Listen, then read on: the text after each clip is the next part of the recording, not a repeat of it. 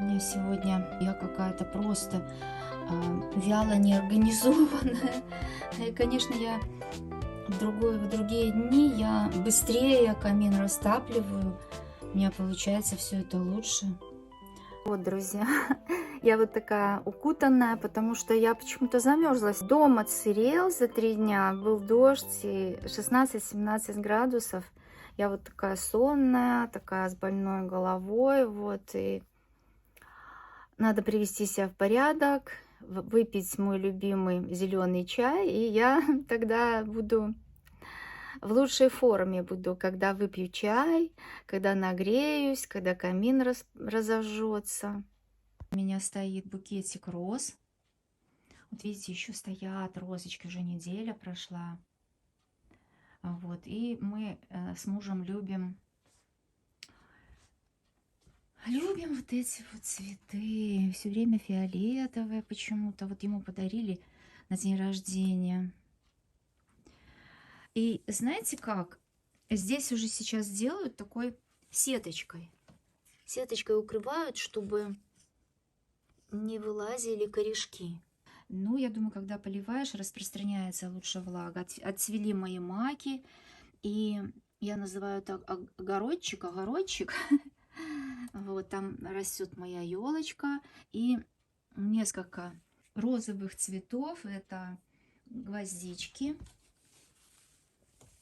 Вот из сетка в окне, надо выйти на улицу, чтобы вам показать. Пока у меня это просто обзор комнаты. Перо надо подправить. Вот еще розы. Это все подарки мне на день рождения. А в соседнем купленном доме, то есть этот участок, который мы недавно приобрели, недавно нашла баночку от майонеза. Вот сейчас, смотрите, наверное, уже не выпускают такой майонез в баночках, я не знаю. Может быть, выпускают этот хрен, но хрен в таких более длинных баночках, да. Я просила мужа не выбрасывать, оставить ее. Тем более она имеет такой голубоватый оттенок приятный. Вот, дальше двигаемся. Люблю эти шторки дверные, они спасают нас от мух.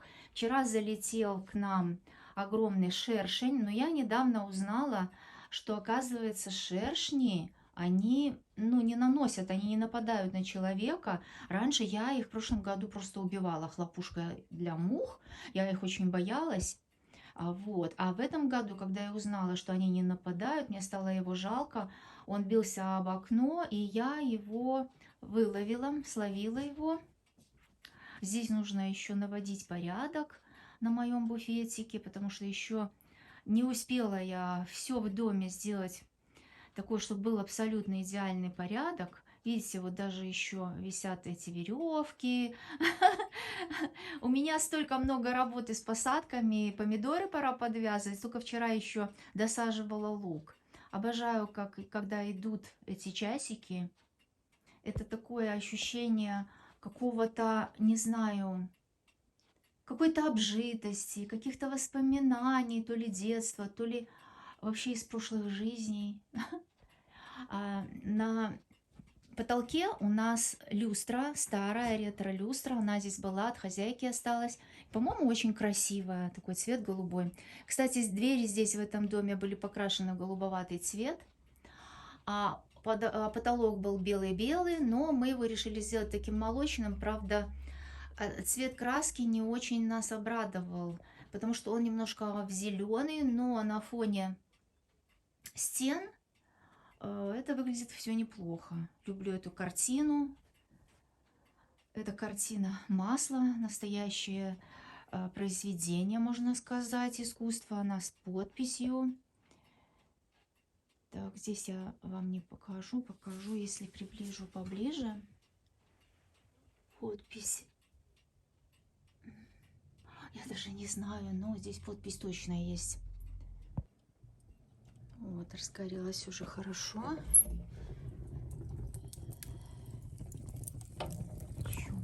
Добавлю.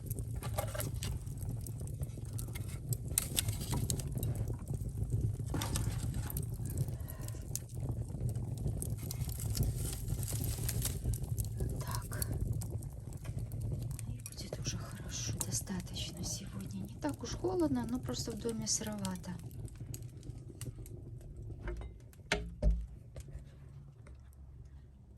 мне предстоит еще сложная работа. Очистить камин, дверку. Не дверку, а стекло. Стекло в камине от сажи. Друзья, хочу показать вам свою композицию.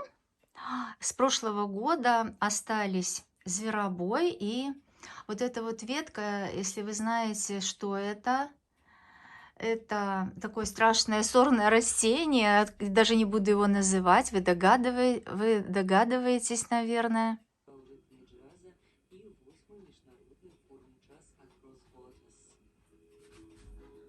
Николай Бурляев удостоен патриаршей литературной премии 2026 года. Частью Васильковой истории. Тут мне букетик подарил внук, эти розочки. Вот они приезжали, и он подарил мне такие.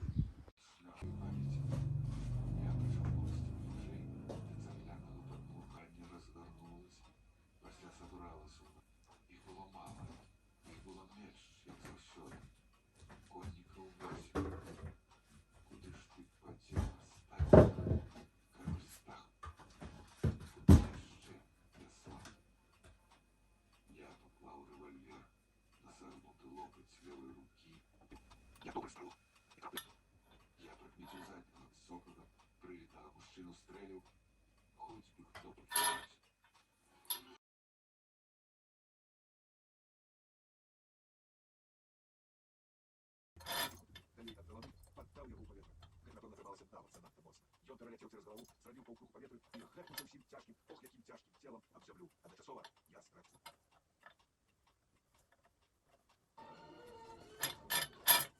Калі я ачуняў, адразу пачуў, што недзе за маёй галавой хтось стог. Ён не мог яшчэ ўзняцца, і я з апошніх намаганняў ужо спрабаваў стаць на ногі. Я вырашыў сунуць яго ногою пад сэрца, паставіць дыханне. Але пакуль што угледзеўся ў балота, дзе знікнуў галявамі, і раптам пачуў вельмі знаёмы голас таго, хто рахтаў. А чорт, які Зоб не жахливым тяжаром прител. Ах, колбаска. Кричали, что это вы. Чего ползли от огорода?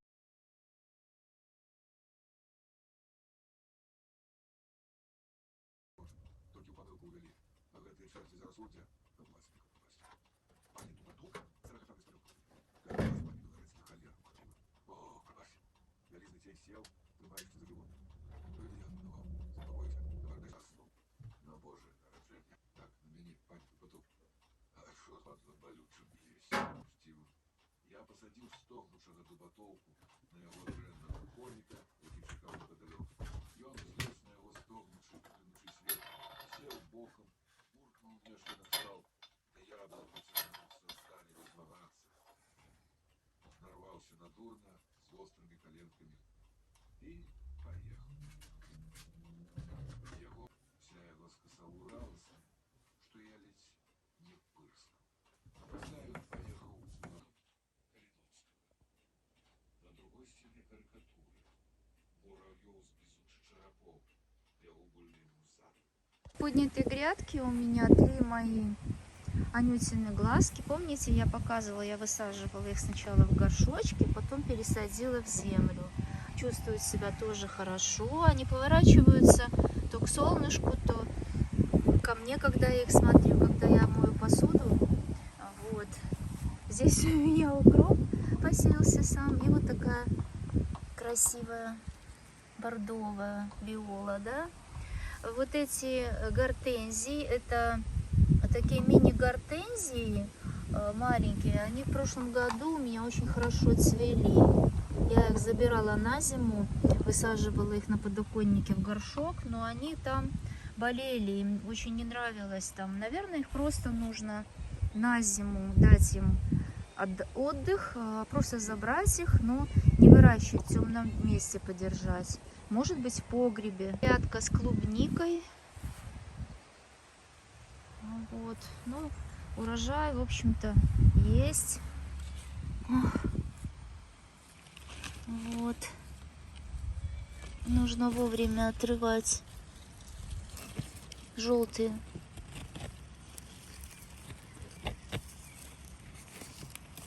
листья. Ой, я случайно оторвала ягодку. Может быть, она чуть-чуть подозреется. Вот, ну вот такая клубничка. Немножко, может, густовата она у меня здесь. Вот поеду в среду в Минск и думаю, что я соберу целую корзинку клубники. Вот эти вот желтеющие.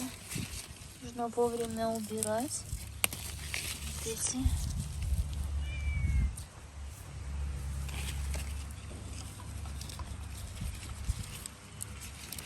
Вот их так надо отрывать. И уже появились усы. Их тоже надо срезать. Вот на этой грядке у меня базилик. Он долгое время как-то ему было не очень. Ну и вот сейчас уже и бордовый у меня базиличек подрастать начал. Только грядки у меня земляничка. Она в прошлом году очень болела. Ее вредители просто уничтожали. Но и она густо росла. Вот. И я поняла, что землянику эту можно... Она пускает отросточки. И вот я один отросточек посадила. Вот он. В грядке у меня тоже клубничка. Тоже, может быть, ей тут густовато.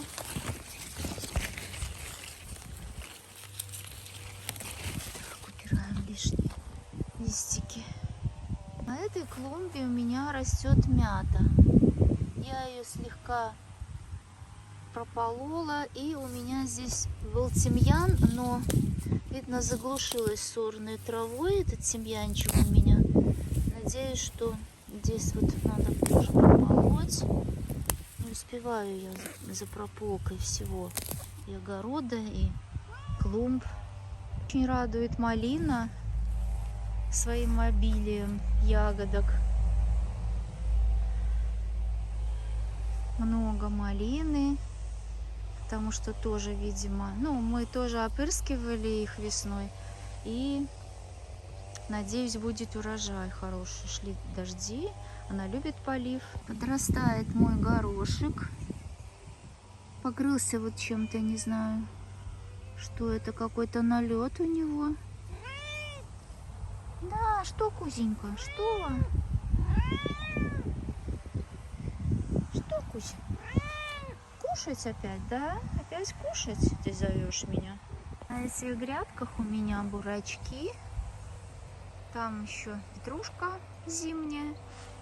Вот, и между бурачками я садила шпинат и рукколу.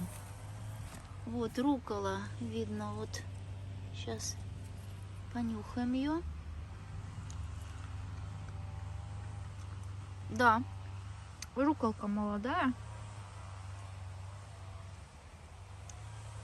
Ее можно раз в 10 дней подсаживать, чтобы была более молодая. А вот это, я не знаю, что это растет. Может, даже сорная, надо нюхать. Растереть. Да, это сорняк. Я поняла, что вот и некоторые сорняки подстраиваются под культурные растения. Зимний лук. А на этой грядке у меня чеснок. А здесь я посадила летний лук. Уже надо тоже пропалывать. Видите, я наложила этих палочек, чтобы котики сюда не рыли землю, не ходили в туалет. А еще я посадила вот на этой грядке возле парника лучок и засыпала песочком. Такая технология посадки. Может быть, это, я так догадываюсь, что это для раскисления. Сыплют снизу, сыплют песочек с золой, прикрывают землей, а потом сверху еще тоже песочек и тоже палочки. Таких вредителей, как мои котики, да, Кузя? Ты не роешься там, ты молодец. Парник. Я делаю такие от солнца занавеси. Видите, занавеси вешаю, чтобы не обжечь помидорки. Их пора уже подвязать. Вот один был у меня самый крупный помидор, томатик. И вот он так хорошо уже цветет. Перемешку с крапивой. Я ее не выращиваю, друзья. Мне просто нужно взять перчатки. Она с краю парника. И ее обрезать, обстричь и заложить в бочку. У меня стоит бочка. Кузя дерет когтики. Ждет, когда я освобожусь и пойду, возможно, его подкормлю. Сливка тоже была, когда маленькая, она болела. Но я вот смотрю, она очень даже неплохо начала отрастать. Эта сливка называется, ну это не чернослив, это венгерка. Это темная слива. Вот у меня радует красная смородина. Эта слива желтая. Ну вообще все такие сладкие и, можно сказать, такие выведенные сливы, они очень боятся всего, болезней. И вот видите, как покрутились листья опять, съедает тля их, которую год уже я борюсь с муравьями и тлей. Быстро зарастает травой участок, но поскольку у нас 2 участка, муж, можно сказать, не справляется с покосом, и я купила себе еще триммер вдобавок. Ну вот стал таким большим кустик красной смородины, много хороших листьев, но все равно попадаются вот и больные листики. Вот желтые такие листики больные. Уже начинает даже краснеть ягодка. Но я боюсь, что это просто может быть и не сезон еще, поскольку еще рановато. Ой, аист полетел. Моя красавица елочка здесь растет. И тоже сами собой насеялись лилии, гвоздички.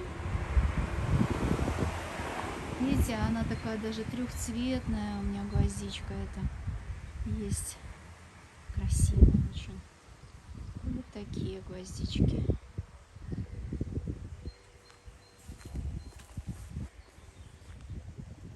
Вот такая пунцовая гвоздичка. А вот это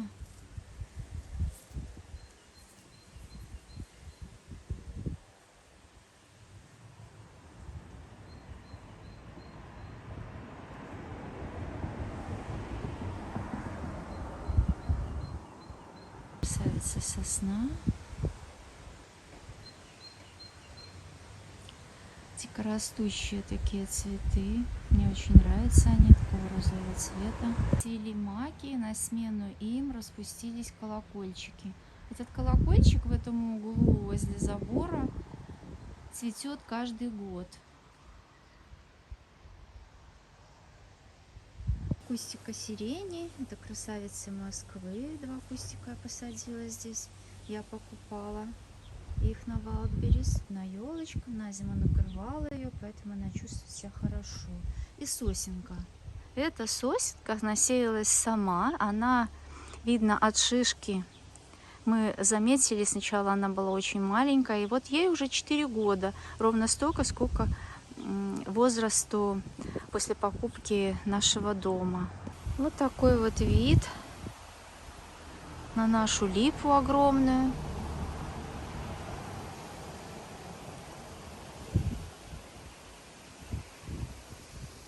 Наш домик.